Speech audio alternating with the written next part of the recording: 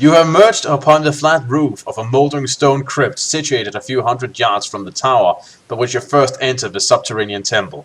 A chill wind howls in the surrounding trees, and overhead the darkening winter sky warns that night is fast approaching. The ruins are completely deserted. The undisturbed blanket of snow which lies thick upon the ground, hiding all tracks, sorely reminds you that 15 precious days have elapsed since your internment. You think of Captain Prague and wonder if he is still alive, and an empty feeling gnaws at your stomach when you pause to consider the fate which may have befallen him and his Lentian countrymen now that Magnorn is in possession of the Doomstone. You are fearful, but you are not entirely without hope. Magnorn believes you to be dead. It is a belief that you could use to your advantage. After all, by his own admission, did he not say that you were the only threat to his victory? Carefully you descend from the roof of the crypt and make your way through the forest to where, 2 weeks earlier, Magnorn's Togodak guards were encamped. In this clearing there are no visible remains of their campsite, but diligently you sift through the ankle-deep snow, looking for clues to where they may have gone. The site has been expertly cleared, and very little remains that Magnorn and his bodyguards were here. Yet you do manage to uncover some tracks frozen beneath the snow. They were made by men and horses, and a little over a week old. Satisfied with your discovery, you leave the campsite and follow the track westward. With mixed feelings you begin your trek through the forest. You're still hopeful of defeating Magnorn, but you are less than enthusiastic about the prospect of having to foot-slog more than 250 miles in order to reach Stark, the city where you are most likely to find your sworn enemy. Roll the die, Givenir. 9. Stoically, you begin the difficult trek westward through this dense timberland, following the tracks left behind by Magnorn's troops. At dusk, you reach the forest edge and stare out across an open expanse of bare, snow-covered plain. There is no cover to be had here, but at least the approaching darkness will help keep you hidden from hostile eyes. As you emerge from the trees, by chance you notice something half buried in the undergrowth. A closer look reveals it to be a large Dracaran backpack. You flip open the buckles to search it, and discover it contains the following items: a bow, 2 arrows, 2 meals, a potion of Alether, bottle of wine, and bowstring. Invariably take the potion thingy. A potion of Alether increases combat skill by 2. For 1 battle. What? Both meals. We'll take both of them. Okay, 2 meals. Right. And we'll also take the 2 arrows. Yes, what else were in there? A bottle of wine and a bowstring. Let's bring the wine and the extra bowstring too. How much room do we have room for it? Hold on. That's a question, good. Let me see. Bowstring was also for the backpack thing, the magic. So Yeah. I also need to ask. It is 1 space of the backpack for each meal, right? Yeah. Okay, because otherwise I would have fucked up. So maybe just being precautious is a good thing. Let me see. And it is actually a good idea with a new bowstring thing, I have to say. But with that, in total, we have, if I'm not mistaken, the bowstring, we have 8 out of 10 items. Then bring the wine too. Hold on, I also need to note down the potion of Alether, or whatever the hell that name was. Alether. Alether, yeah. But can I continue on then while you do that? Yeah, Not really, not really, it can only confuse me. Let me see.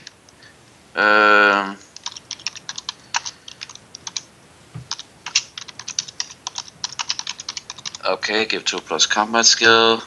And then we needed to add something else. What do we have? We have the bowstring, we have the extra meals, we have the potion of Alether, and then there was something else. Bottle of wine. Bottle of wine. Okay, that brings us up to 9 items in total. Okay. Layers of heavy snow clouds blanket the moon. Layers of heavy snow clouds blanket the moon, and dusk quickly fades to a darkness which is total. Yet, using your Magnakai night vision, you experience no difficulties as you follow Magnorn's tracks across the open plain. Shortly before midnight, you come to the banks of the river Shock, close to a small cluster of log huts, which are grouped around a derelict ferry post. Your enemy's weak old tracks lead you to the center of this deserted settlement. The tracks end at a wooden jetty, which juts precariously into the deep, fast-flowing waters of the River Shuck. Carefully you examine the ground around this landing area, and aided by your exceptional tracking skills, you make two important discoveries. You deduce that Magnon and his troops boarded a barge here and headed downstream towards Stark. Also, you discover that this area was used as a mustering place for a second, far larger unit of troops. Doomwolf droppings and a Giak tooth hint at the identity of these troops, but your suspicions are confirmed when you find a bronze belt buckle which is engraved with the symbol of the fortress and a full moon. It is a symbol of the old Dark Lord city fortress of Kagorst. It confirms your fears that Magnon has at last persuaded Kagorst to join his cause. And there's a picture for you to see. So yeah, this is the belt buckle. Hmm. Oh, look, the castle have a face. Hold on. We'll just have to check because I'm still sorting things out over here. And a bird face for some reason. Let us have a look. Well, it looks... yeah, Looks like Yeah, it had a beak, and that is deadpanning. yeah, but then again, you can ask yourself what the upper window, if that is the case, would be. Like a horn or something like that? Yes, it's a horned owl. Also, the whole full moon in the background is sort of nice. You are tired after your long trek. Rather than attempt to go any further, you decide instead to rest here in one of the empty cabins overnight and continue your journey at dawn. You awake at first light and make a search of all the cabins, but they have either been despoiled by Giaks or stripped bare, and you discover nothing of practical use. However, you do uncover enough scraps of food, preserved by the cold, to make quite a decent breakfast. Restore 3 endurance points. Okay, give me a moment so I can actually add a little more health. Okay, that brings us to 29 health. After you... It brings me to say that now I can finally say that our backpack is in order and we can only carry one more item. Yeah, after your meal, you gather together your equipment and set off along the river bank, heading west. The surrounding landscape is a harsh black and white desolation, devoid of all color. The bleakness is deepened by the constant moaning wind and the occasional cawing of distant carrion crows. Okay, seriously. Moaning winds. Yeah, I it can leads you to... understand howling, but moaning? It actually just makes you it makes you a little suspicious of what goes on in the spirit world.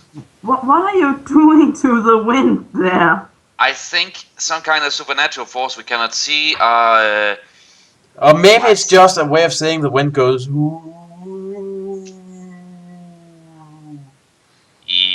Okay, those kind of things. Yeah. 5 miles downstream, you happen upon a hut at the edge of the river. You're expecting it to be empty like the others at the ferry stage, so it comes as a welcome surprise to find it contains a rowboat and a pair of oars, both in good condition. Heartened by your discovery, you launch the boat into the water and begin your voyage towards Dark. Roll the die. 3. You make swift progress, helped by the river's strong current.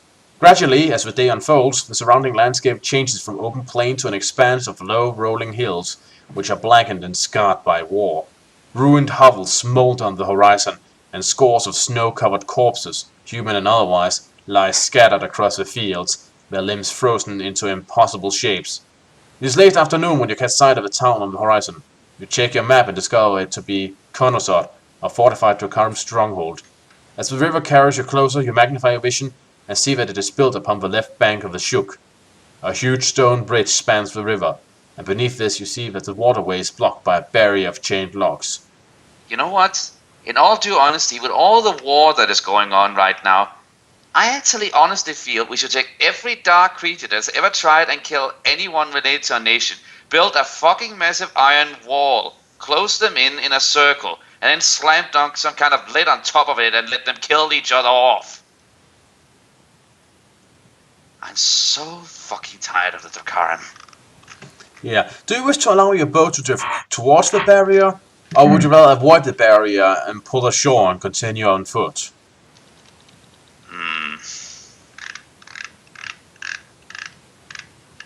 I most likely won't be able to cross the barrier. If they start by the bridge, then they'll shoot at us. So I'd rather try. So I prefer it if we try to sneak around. Sounds Yeah. good. Sounds Unless, about right.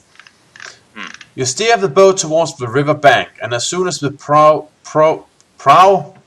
embeds itself in the mud, you disembark and make your way quickly towards two lines of ramshackle huts, which are standing near the water's edge. A narrow alley separates these hovels, and it is from here that you observe the town's defenses, and try to assess how many Dracarim are stationed within this stronghold. The town itself comprises a sorry collection of battle-damaged buildings, ringed by a perimeter wall of logs, which is shored up in many places. Several long and bitter battles have been fought here over the past year, and everywhere you look the vivid scars of war are plain to see. The town is strangely quiet, and it appears to be weakly protected. The Dracarim garrison are few in number, and those that you have seen so far appear to be either young, old, or walking wounded. Night is beginning to draw in. The Dracarim are lighting the torches which line the perimeter wall, and a change of guard is taking place at the main gate. You are considering leaving this town and continuing on your way towards dark, when suddenly you see something which makes you change your mind. A ragged line of Lentian prisoners are crossing the stone bridge, escorted by a dozen Dracarim armed with crossbows and spears. The main gates swing open to admit them, and as the Lentian file through with their heads bowed in defeat, we see that the central square of this town has been turned into a large prisoner of war compound. It is enclosed by a crude fence of wire and sharpened stakes, which is patrolled by sentries and Akatas war dogs. From what little you can see, you estimate at least 200 Lentians are being held captive here. The conditions are shocking. The men are being kept out in the open without shelter or heat of any kind, and judging by the state of those already here, it looks as if the Dracarim are purposefully starving them to death. Your shock soon turns to anger, and you vow to do something to help these prisoners. But before you can think through a plan of action, your kite senses warned you of approaching footsteps. Two of the Dracarim escorts have slipped away from the line, and they are now walking briskly towards the alleyway. One has a large canvas sack slung over his shoulder. As they draw closer, you're forced to take cover in the shadowy doorway to avoid being seen. Roll a die. 9. The two escorts enter the alleyway, and although you are less than 10 feet away from them, they fail to see you hiding in the shadowy doorway. You watch as they open the sack and proceed to pick over and divide its contents. It is filled with the spoils of battle, items of value which they have taken from prisoners or stolen from the dead. They laugh greedily until they hear the gruff shouts of the sergeant who is standing at the main gates, shouting out their names. Quickly they hide their booty in the hole beneath an empty horse throw. Then they... What? Quickly they hide their booty. I know what it means. Then they leave the alleyway and hurry back to the town. Do you wish to uncover the hiding place and search for sack, or would you rather follow the two Dracarim?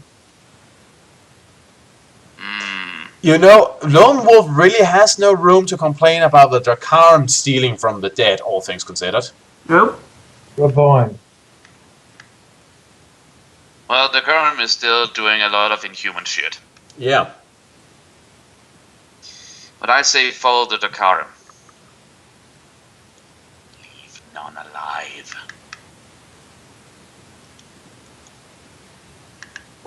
Well, Oh, god damn it. Ad? What? I heard an ad. You know, the I think it was, from Rana's reaction, I think it was him. Yeah, something that I stumble upon.